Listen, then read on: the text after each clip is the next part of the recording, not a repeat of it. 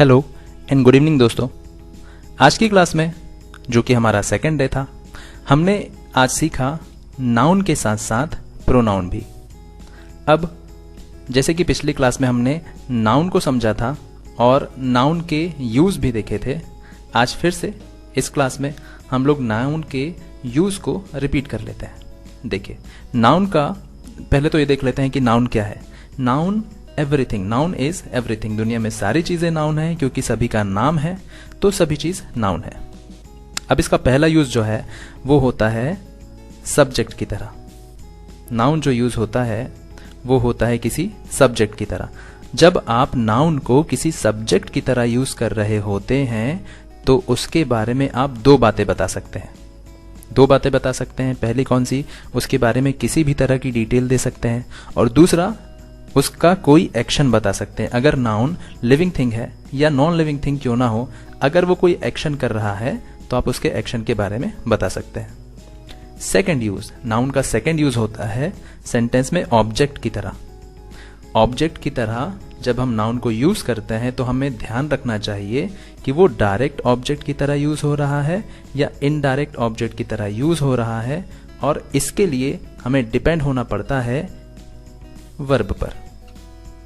हम वर्ब पे डिपेंड होते हैं और वर्ब से कुछ क्वेश्चन करते हैं, जिसके बाद हमें आंसर मिलता है कि ये डायरेक्ट ऑब्जेक्ट होना चाहिए या फिर ये इनडायरेक्ट ऑब्जेक्ट होना चाहिए। डिटेल में हम थोड़ी देर में देखते हैं, पहले इसके हाइलाइट्स। नाउ एग्जांपल्स में आते हैं। एग्जांपल्स के पहले पॉजेसिव नाउन देखते हैं। थर्ड यूज जो है नाउन का वो है पॉजेसिव नाउन। पॉजेसिव मतलब होता है किसी का निजी। जब आप किसी चीज की निजी, जो कि कोई चीज है जो किसी व्यक्ति का निजी है, जैसे कार हो गई, कंप्यूटर हो गया, या फिर घर हो गया, मोबाइल हो गया, ये किसी की निजी होती हैं। तो उस तरह जब हम नाउन का यूज करेंगे तो उसमें क्या चेंजेस करने होते हैं वो हम डिटेल में पढ़ने वाले हैं। आगे देखते हैं examples. Aman is eating a mango. Aman is eating a mango. अब हम यहां पर नाउन को ले चल रहे हैं किस तरह से? ऑब्जेक्ट की तरह। ऑब्जेक्ट में हमें वर्ब पर ध्यान देना है। ये डिपेंड होते हैं किन पर? मेन वर्ब पर। ये मेन वर्ब पर डिपेंड होते हैं। कैसे? Direct object. डायरेक्ट ऑब्जेक्ट वो ऑब्जेक्ट होता है जो किसी वर्ब के व्हाट यानी क्या का आंसर दे। वर्ब, जो भी वर्ब आया हो, जैसे कि यहां पर आया है ईटिंग, यहां पर वर्ब आया है ईटिंग, और उस ईटिंग से हमें पूछना होगा, जैसे कि अमन खा रहा है, तो क्या खा रहा है? आंसर आएगा मैंगो। मैंगो हो गया direct object. Second sentence, Raman is drinking. Raman P रहा है। क्या पी रहा है? वाटर। तो वाटर हो गया direct object. Likewise third sentence देखिए, शी इज सिंगिंग। वो गा रही है। क्या गा रही है? A song. वो एक गाना गा रही है। वो एक भजन भी गा सकती है, गजल भी गा सकती है। ठीक, तो डायरेक्ट ऑब्जेक्ट कुछ भी हो सकता है, बस हमें वर्ब से पूछना है व्हाट यानी क्या, ये पूछना है, और इसका सीधा सीधा आंसर डायरेक्ट ऑब्जेक्ट होगा। फोर्थ एग्जाम्पल देखते हैं। We are studying. हम लोग पढ़ रहे हैं। हम लोग क्या पढ़ रहे हैं? हम लोग कुछ भी पढ़ सकते हैं। यहां पर हमने बताया हम पढ़ रहे हैं इंग्लिश ग्रामर, तो इंग्लिश ग्रामर क्या हो गया? यहां पर डायरेक्ट ऑब्जेक्ट हो गया। आप ध्यान देंगे तो ये सभी की सभी नाउन है। मैंगो, वाटर, सॉन्ग या इंग्लिश ग्रामर, ये क्या है? ये सभी के सभी एक नाउन है जो कि ऑब्जेक्ट की तरह यूज हो रहे हैं। और कौन से ऑब्जेक्ट की तरह यूज हो रहे हैं? ये डायरेक्ट ऑब्जेक्ट की तरह यूज हो रहे हैं। चलिए आगे बढ़ते हैं। अब हम समझते हैं इनडायरेक्ट ऑब्जेक्ट क्या है। इनडायरेक्ट ऑब्जेक्ट जो किसी वर्ब के किसको या फिर किसके लिए, किसको या फिर किसके लिए का आंसर दे, वो होता है इनडायरेक्ट ऑब्जेक्ट। एग्जाम्पल के साथ देखते हैं। I gave a gift to you. मैंने एक गिफ्ट दिया। मैंने एक गिफ्ट दिया तो किसको दिया? मैंने गिफ्ट किसको दिया? आंसर आया आपको। यू हो गया इनडायरेक्ट ऑब्जेक्ट। लेकिन यहां पर इनडायरेक्ट ऑब्जेक्ट हमने प्रोनाउन की तरह यूज नहीं, नाउन की तरह यूज नहीं किया है, प्रोनाउन की तरह यूज किया है। ठीक, हम इसका ध्यान रखेंगे। क्लास में भी क्वेश्चन आया था, यहाँ पर सिर्फ प्रोनाउन यूज हो सकता है क्या? नहीं, यहाँ पर अभी हम नाउन पढ़ रहे हैं इनडायरेक्ट ऑब्जेक्ट की तरह। यहाँ पर आया अमन, सेकंड सेंटेंस में देखिए, I gave a gift to Aman. मैंने गिफ्ट दिया, किसको दिया? अमन को दिया। तो अमन हो गया indirect object. Third sentence, my father bring a chocolate, किसके लिए लाते हैं? फॉर मी, मेरे लिए लाते हैं। माई फादर ब्रिंग्स होना था यहाँ पे, my father brings a chocolate for me, किसके लिए? यहाँ पर हमने पूछा वर्ब से, चॉकलेट लाते हैं तो किसके लिए लाते हैं? आंसर आएगा मेरे लिए लाते हैं। तो ये जो मेरे लिए है यह है इनडायरेक्ट ऑब्जेक्ट। यहाँ पर हमने जो मी यूज किया है ये प्रोनाउन है। यहाँ पर फॉर आप नाम देना चाहें तो नाम दे सकते थे, जैसे किरण, नाम दे दीजिए। पापा चॉकलेट लाते हैं, किसके लिए लाते हैं? किरण के लिए लाते हैं। और किरण नहीं लिखना है, खुद किरण आपका नाम है, तो आप वहां पे मी लिख दीजिए। आगे देखते हैं, यहां पर हम प्रोनाउन कैसे यूज कर पा रहे हैं? क्योंकि प्रोनाउन वो वर्ड होते हैं जो नाउन की जगह यूज हो जाते हैं, इसीलिए हम यहाँ पर यू यूज कर पा रहे हैं या फिर मी यूज कर पा रहे हैं। ठीक है, आगे बढ़ते हैं फोर्थ सेंटेंस में। ही ब्रॉट अ केक, उसने केक लाया। ब्रॉट, लाया, किसको लाया? तो इसका कुछ आंसर नहीं मिलेगा। किसके लिए लाया? हाँ, इसका आंसर मिलेगा। किसके लिए लाया उसने केक? पार्टी के लिए लाया। तो ये पार्टी हो गया ऑब्जेक्टिव, सॉरी ये इनडायरेक्ट ऑब्जेक्ट, वो भी नाउन। आगे देखिए, fifth example, I am teaching English grammar. I am teaching English grammar, मैं पढ़ा रहा हूं इंग्लिश ग्रामर। किसको पढ़ा रहा हूं? यहां पर आंसर आएगा ऑल ऑफ यू। यहां पर भी ये जो इनडायरेक्ट ऑब्जेक्ट यूज हमने किया है ये प्रोनाउन की तरह किया है। ठीक है, यहां पर कुछ नाउन हो सकता था। यहां पर नाउन क्या हो सकता था मैं बता देता हूं। यहां पर नाउन हो सकता था, मैं किसको पढ़ा रहा हूं? एक बैच है, बैच का नाम क्या है? बैच का नाम है स्पेशल 99। तो यहां पर यू की जगह ये आ जाता, ऑल ऑफ यू की जगह क्या आ जाता? ये आ जाता। I am teaching English grammar to special 99। अब मैं स्पेशल 99 नहीं बोल रहा हूं, तो मुझे क्या यूज करना है? मैं आप लोगों को पढ़ा रहा हूं क्योंकि आप ही हैं स्पेशल 99। चलिए आगे देखते हैं। सब्जेक्ट और ऑब्जेक्ट, इनकी जगह क्या होती है एक सेंटेंस में, ये हमने देखा। सब्जेक्ट सबसे शुरू में होता है और उसके बारे में कुछ बताया जाता है, या तो एक्शन या तो फिर उसकी detail. Helping verb, main verb, और लास्ट में आता है हमारा प्यारा सा ऑब्जेक्ट, जो कि हमने पढ़ा डायरेक्ट ऑब्जेक्ट और इनडायरेक्ट ऑब्जेक्ट। नाउ अब ध्यान देने वाली बात यह है, ऐसा बिल्कुल जरूरी नहीं है कि हर सेंटेंस में ऑब्जेक्ट आए ही। बिल्कुल जरूरी नहीं है कि ऑब्जेक्ट का आना जरूरी ही है हर सेंटेंस में, नहीं, क्योंकि हर वर्ब को ऑब्जेक्ट की जरूरत नहीं पड़ती है। इसीलिए हमने ये देखा, दो एग्जांपल यहां पर देखे हमने। आई एम स्लीपिंग, मीनिंग पूरा है, मैं सो रहा हूं। मैं क्या सो रहा हूं, मैं किसको सो रहा हूं, मैं किसके लिए सो रहा हूं, ये जरूरी नहीं है। आई एम लाफिंग, मैं हंस रहा हूं। अब मैं क्या हंस रहा हूं, इसका आंसर भी नहीं दिया जा सकता।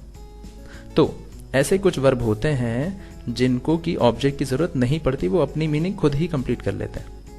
नाउ हम ये देखेंगे कि इस तरह के वर्ब को कहते क्या है। ठीक, दो तरह के वर्ब होते हैं। पहला होता है ट्रांजिटिव वर्ब और दूसरा होता है इनट्रांजिटिव वर्ब। ये वाले जो वर्ब दिख रहे हैं आपको, स्लीपिंग और लाफिंग, ये इनट्रांजिटिव वर्ब है। कैसे, अब हम समझते हैं।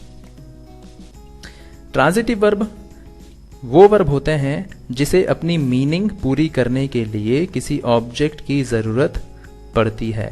ट्रांजिटिव वर्ब को अपनी मीनिंग पूरी करने के लिए किसी ऑब्जेक्ट की जरूरत पड़ती है। मैं आम खा रहा हूं, मैं खा रहा हूं अगर बोलता आई एम ईटिंग, तो सेंटेंस वहीं पर खत्म नहीं होता। आपके मन में आता कि आप पूछें कि क्या खा रहा है, तो फिर मुझे बताना होता कोई ऑब्जेक्ट का नाम, तो मैं बताता मैं आम खा रहा हूं।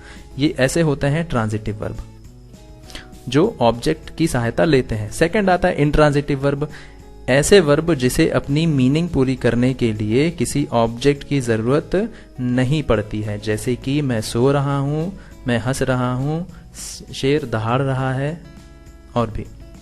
तो ऐसे वर्ब जिनको अपनी मीनिंग पूरी करने के लिए किसी ऑब्जेक्ट की जरूरत ना पड़े, ऐसे होते हैं इंट्रांजिटिव वर्ब।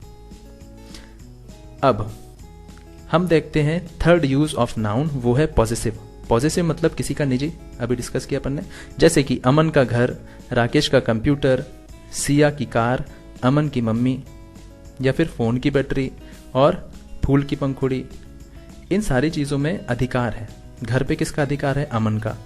तो हम नाउन जब यूज करते हैं उसमें लगा देते हैं नाउन के बाद एपोस्ट्रोफी और उसके बाद एस।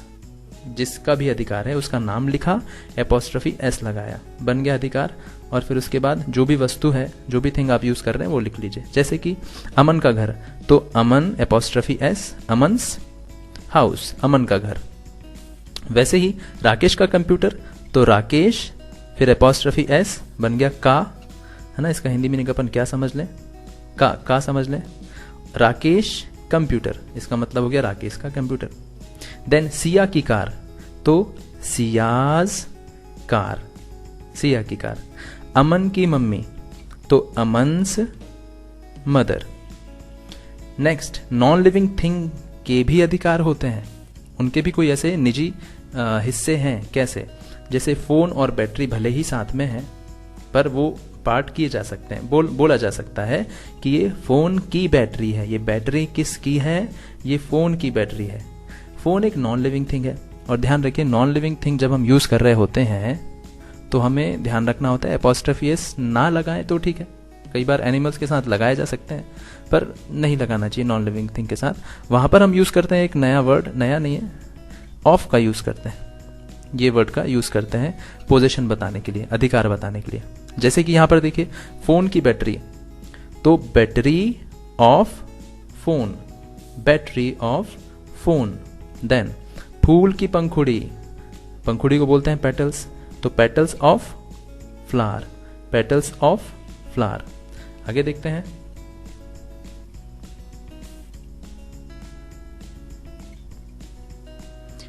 यहां पर हमने देखा कुछ और एग्जांपल्स। हाथी की सूंड, अब ये सूंड किसकी है? हाथी की है, तो trunk of elephant, of elephant. बच्चे की आवाज या चीख, तो cry of the child, cry of the child. Then पेड़ की पत्तियां, लीव्स, पत्तियां मतलब लीव्स, एक से ज्यादा, VES लगाया हमने, लीव्स ऑफ ट्री। देन फलों का रस, तो जूस ऑफ फ्रूट्स।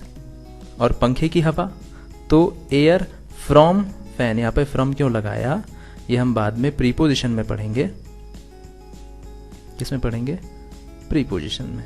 अब इसको वैसे ही आप याद रख सकते हैं, बोल सकते हैं एयर फ्रॉम फैन, ठीक है। देन इसके बाद हमने समझा प्रोनाउन। प्रोनाउन एक ऐसा वर्ड होता है जो कि किसी नाउन की जगह लग जाता है। ध्यान दीजिए, जहां जहां नाउन यूज हुआ है, जहां जहां भी नाउन यूज हुआ है, ध्यान दीजिए, जहां जहां भी नाउन यूज हुआ है, कहां कहां? सब्जेक्ट में, ऑब्जेक्ट में और पॉजिटिव में। ये तीनों जगह प्रोनाउन यूज हो सकता है। अब किस तरह से यूज होता है एक बार देख लिए। सब्जेक्ट में नाउन अगर यूज हो, प्रोनाउन अगर यूज होता है तो कैसे यूज होता है देखिए।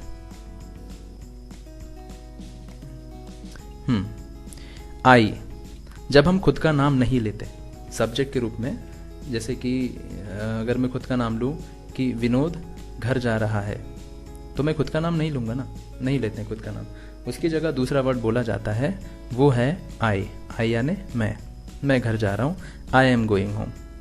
और अगर मैं आपसे बात कर रहा हूं, आपका नाम मुझे नहीं लेना है, आपके बारे में बताना है, लेकिन मैं आपका नाम नहीं ले रहा हूं, तो मुझे बोलना होगा you. You are a good actor, आप एक अच्छे एक्टर हैं। वैसे ही एक ऐसा ग्रुप जिसमें कि मैं भी शामिल हूं, वो बन जाता है हम। ग्रुप का नाम नहीं लेना है तो मैं बोल सकता हूं हम टीचर्स हैं, तो वी आर टीचर्स। ठीक उसी तरह दे यानी ऐसा ग्रुप जिसमें मैं शामिल नहीं हूं। ऐसा ग्रुप जरूर है लेकिन मैं शामिल नहीं हूं उसमें। हम उनको कहते हैं हिंदी में वे या उन लोग, लोकल लैंग्वेज में हम उसको उन लोग भी बोल देते हैं। तो वे जा रहे हैं, दे आर गोइंग। अब किसी बॉय की बात करते हैं। अगर मैं अमन घर जा रहा है बोलूं तो मैं बोलूंगा अमन इज गोइंग होम। मुझे अमन यूज नहीं करना है तो मैं बोलूंगा ही इज गोइंग होम। अमन की जगह ही लिखूंगा। देन शी, अगर मुझे कोई गर्ल का नाम नहीं लेना है, किरण इज क्राइंग, तो मैं किरण ना बोल करके बोलूंगा शी इज क्राइंग। ये हो गए सब्जेक्टिव प्रोनाउन। इसके साथ ही ये जो इट आया है, ये इट किसके लिए यूज हुआ है हमने क्लास में डिस्कस किया है। ये सारे के सारे यूज हुए हैं पर्सन के लिए, और ये जो इट यूज हुआ है ये हुआ है प्लेस, एनिमल और थिंग्स के लिए। चलिए अभी की क्लास में मैं इतना कर देता हूं, जो हमने बस इंट्रोडक्टरी प्रोनाउन को देखा है बस इतना कर लेते हैं कि सब्जेक्टिव प्रोनाउन होते हैं I you we they he she it, I you we they he she it, और ऑब्जेक्टिव प्रोनाउन होते हैं me, you, us, them, him, her, it, और फिर पॉजेसिव प्रोनाउन के साथ साथ पॉजेसिव एडजेक्टिव भी आते हैं। ये हम कल की क्लास में डिस्कस करेंगे। पॉजेसिव प्रोनाउन एक बार देख लेते हैं। इन दोनों का मीनिंग एक ही है, पॉजेसिव प्रोनाउन हो या पॉजेसिव एडजेक्टिव हो। माइन यानी भी मेरा, माई यानी भी मेरा, योर्स आपका, योर आपका, अवर्स हमारा, अवर हमारा, देयर्स उनका, देयर उनका, हिज उसका, हिज उसका, हर्स उसका, हर उसका, और लास्ट में आता है इट्स यानी इसका और इट्स यानी इसका। चलिए आज की वीडियो क्लास में सिर्फ इतना ही, और कल हम लोग पढ़ने वाले हैं इसके आगे, जिसमें हम डिस्कस करेंगे सब्जेक्टिव प्रोनाउन, ऑब्जेक्टिव प्रोनाउन और पॉजेसिव प्रोनाउन और पॉजेसिव एडजेक्टिव के यूजेस। ये कहाँ कहाँ किस तरह से सेंटेंसेस बनाने में यूज होते हैं, हम इसका इस्तेमाल कल की क्लास में करेंगे। तब तक के लिए thank you so much and good night.